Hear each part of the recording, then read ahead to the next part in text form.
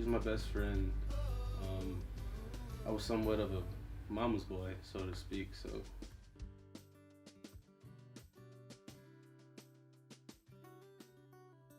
So, Mark, could you tell us a little bit about your mother, about your guys' relationship, and what was she like growing up? yeah, my mom, she was the super mom, so to speak. She was a loving, caring, put people first. Um, I find a lot of people saying, oh, she was always there for me after she passed. People saying, oh, she was always there for me, and I had no clue or idea. She was just always a good person to be around. So caring, so loving, and this is a great person. This is a great person. You speak so highly of your mother, as well as other people, on what they thought of her. But what was she like to be around? What was her personality like? Oh man, life of the party, I guess you can kind of say. She was always she always had these one liners, saying these one liners that would just take you home, what I mean. So I guess you could say a lot of people, like I said, I guess her leaving her legacy here, me carrying on her legacy of how she was. That's how the reason why I am the way I am, because that's how she was. So if you look at me, that's how my mom was. Very loving, like I said, very caring. Put people first. You know what I'm saying? Would take the shirt off her back for anybody. Um, she many moments where she was there to uplift me, and I've seen her do it with others. Very eye opening, and like I said, it makes me the man I am today. You know what I'm saying? How I am now. What did your mother do as a career? Well, she worked at what was it? What's the for children? The daycare? Uh, Head Start. Okay. She worked for Head Start. She worked with children. She would go from house to house, doing home visits with children and things like that. But she also was a singer. She did both of those things in her years. If you could just kind of talk more on the direct ways that she inspired you, how did she make you the person that you are today? I remember certain times she would tell me, on this being very specific, she would tell me to treat women right. Don't disrespect women, love women, respect your elders, things like that. And being the age that I am now and the man that I am now, I look back and I'm like, oh wow, I listened to those things. You know what I'm saying? Yeah. Are there any stories that come to mind when you think of your mother? Yeah. I remember it was probably about 2 or 3 in the morning, and I was waking up because I heard someone on the phone talking on the phone, and my mom was in the other room, but she was talking on the phone to someone, and when I woke up, she was comforting someone. She was telling someone, I don't know who it was, but she was telling them, it's gonna be okay. She was just helping them, and then she started praying for them. Praying with them, and I sat up and I thought to myself, man, it's 2, 3 in the morning. Like, what I'm saying, you should be asleep right now. You know what I mean? But she didn't find it robbery to help someone out 2, 3, 4 in the morning. You know what I'm saying? And now I find out a lot from people. We'll be talking about my mom. And they'll be like, yeah, I remember when your mom was talking to me. Oh, your mom helped me with this. Your mom helped me with that. And I'm thinking, man, I had no clue. I had no clue that she was that important in your life.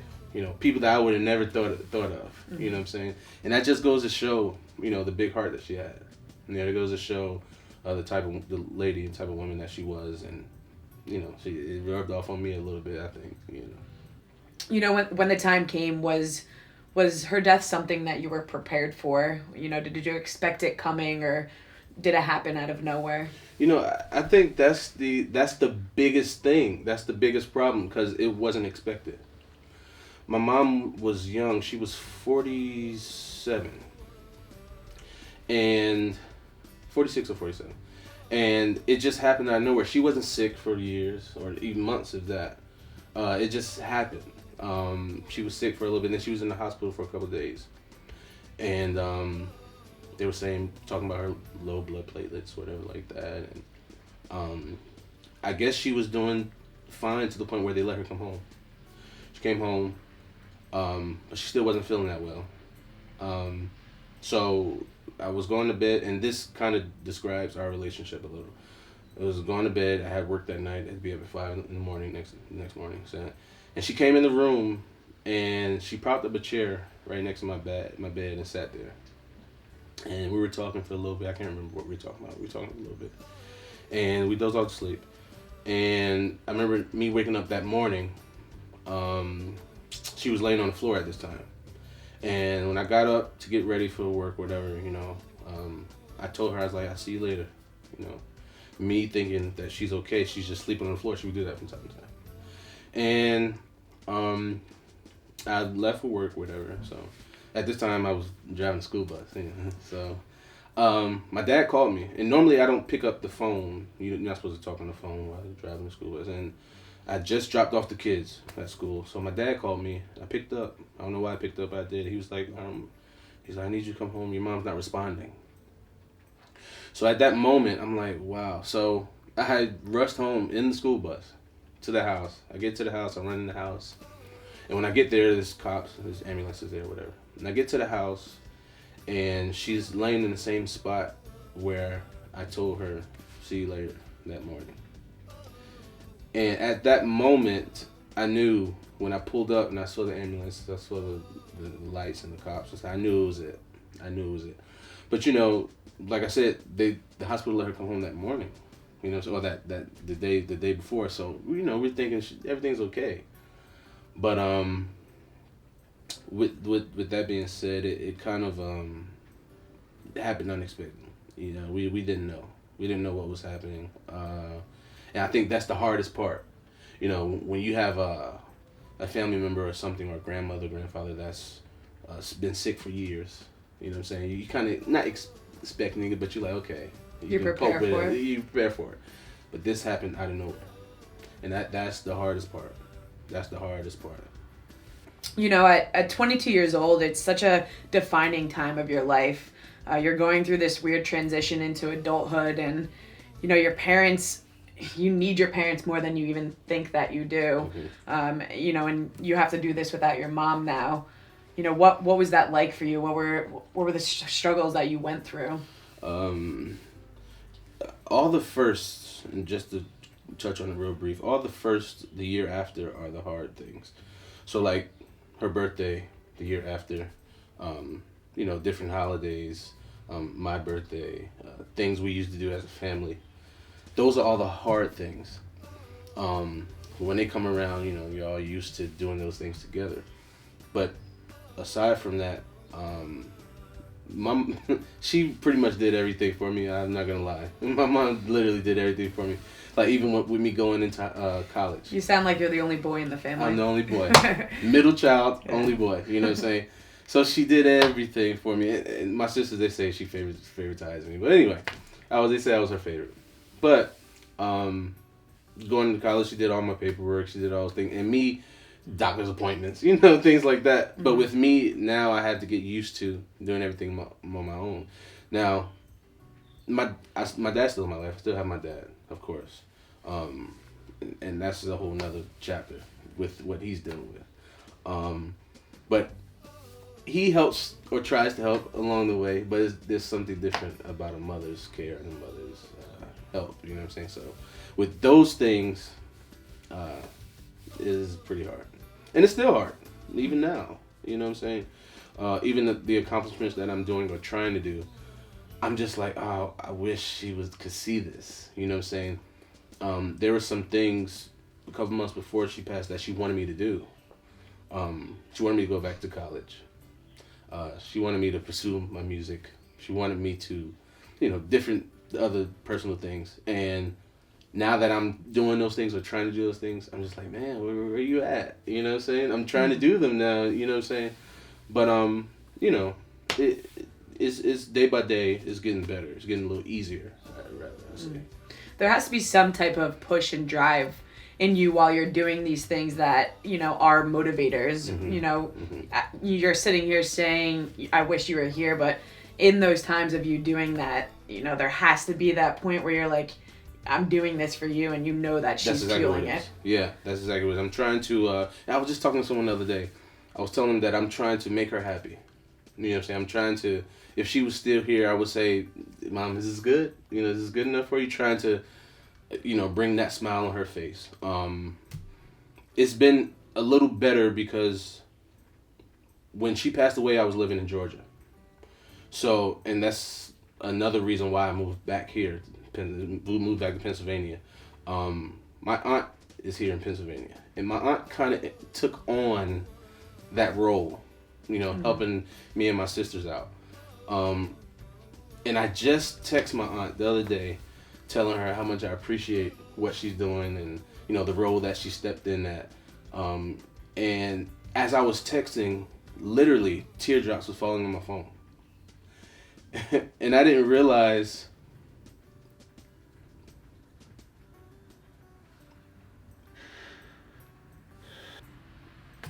I didn't realize how much I appreciate it, you know.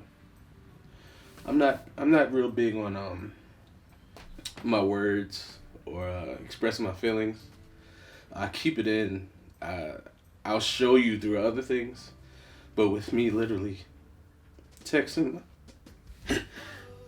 you know, it's things like this that people go through, and they're not able to express themselves. You know what I mean? That's why there's other things that I do to try to express myself. But with me, the words literally coming out, it made me realize how much I do appreciate. Every time I say it, you know what I mean? Every time I say it, you know what I'm saying? And I'm sure she appreciated that. Yeah. She told me, you know, she texted me back. She was just so thankful, you know what I'm saying? She was crying herself, you know what I'm saying? You know, it's just one of those things, man, where you just appreciate it, you know. Wow. You know, you talk a lot about finding your other paths and your other avenues that you express yourself. You've touched a couple of times about your mom talking about your music. Yeah. You know, if we could talk a little bit more about that and how, you know, you basically use your music to keep your mother's memory alive. Yeah. Well, first I would like to say I talk to a lot of people that have been through things, and I always tell them to find an outlet. I call it an outlet. And whatever that outlet is for you, whether it's music, whether it's painting, whether it's poetry, whether it's whatever, doing adventurous things, whatever it is, do those things to kind of help you through that pain or that hurt, or to help you, you know what I'm saying? And mine just so happened to be music. I've been doing music since I was young. I'm a drummer. I've been doing it professionally since I was 10 years old. And that's been my outlet. Now I'm moving more towards writing songs, singing, and that's my outlet, literally. I rant to everyone about one of the greatest artists ever, I think, is John Mayer. And I tell everyone about him, and when I meet him one day, I'm going to tell him how much his music literally helped me. Literally. And it may seem cliche, but seriously, that was for months, he was the only music that I listened to. I wouldn't listen to my own music. I wouldn't listen to anybody else but him. You know, I'll be in my room playing John Mayer. I'll be cutting the grass, John Mayer, you know what I'm saying? And the different songs that he had, the different melodies that he had, the different lyrics that he had literally helped me through, man. The first year, second year, even now. And, you know, that was my outlet. Now I'm able to write again. You know, for the first time a couple months ago, I wrote a song about my mom. I wasn't able to do that, you know what I'm saying? But that goes to show the growth and it getting easier. I don't think I'll ever get over it, but it does get a little easier. As time heals all. There you go. As time goes on, time heals all. You know, on this show, we talk a lot about purpose and people finding their purposes. There's no doubt that your mother's purpose was to shape you into the man that you are today, that has led you into your avenue of purpose of helping other people, Right. you know, and you use your music to do that. If you could kind of just talk about that a little bit. Yeah. I feel like I'm moving more into the idea of inspiring people through my music rather than just it being a religious type music. Like my song, I have a song out by the name of On Life, and the song is literally saying, no matter what happens in our life, after you go through those things or after that happens, us as people, we still have to live. We still have to go on. Life still goes on for us. So, you know, in my case, I lost someone close. You might lose your job.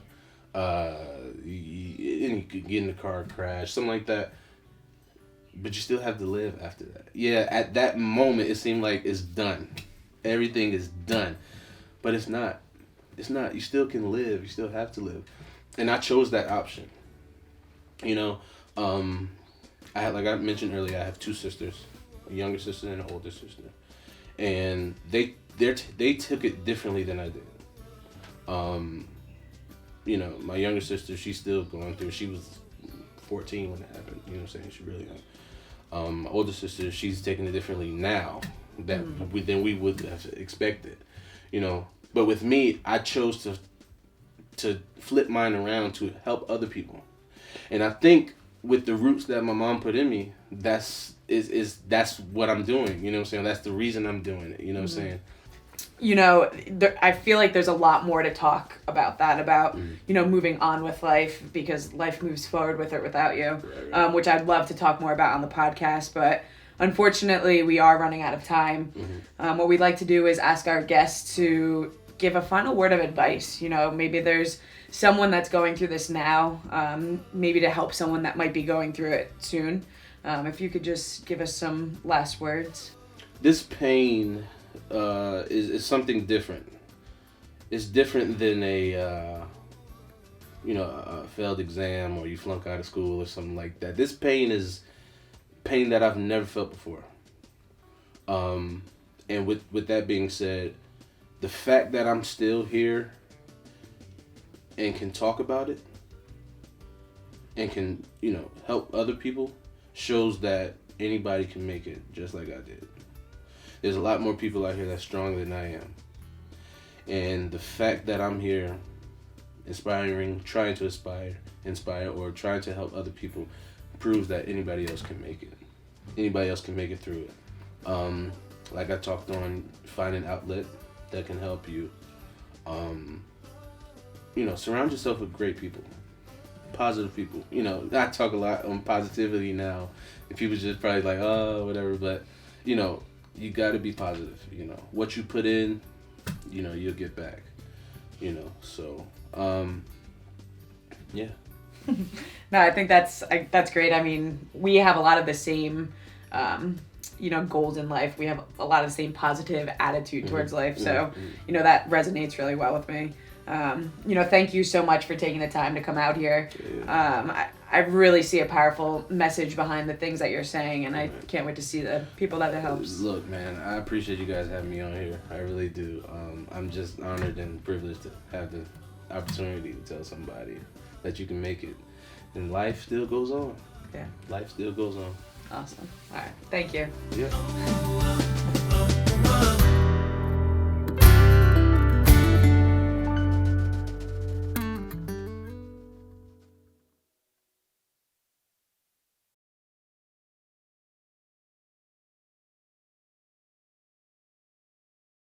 I'm fortunate enough to have both of my parents, but I know that many of you are suffering in ways that I couldn't imagine. For those of you that are, like Mark, please know that you are not alone. Sometimes we forget that our parents were once our age and that they're people too. Appreciate them while they're still here. You never know when that might change. For the haters, come on, do it now or later.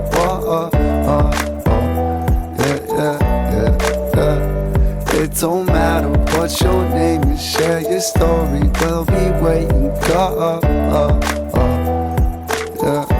For the haters,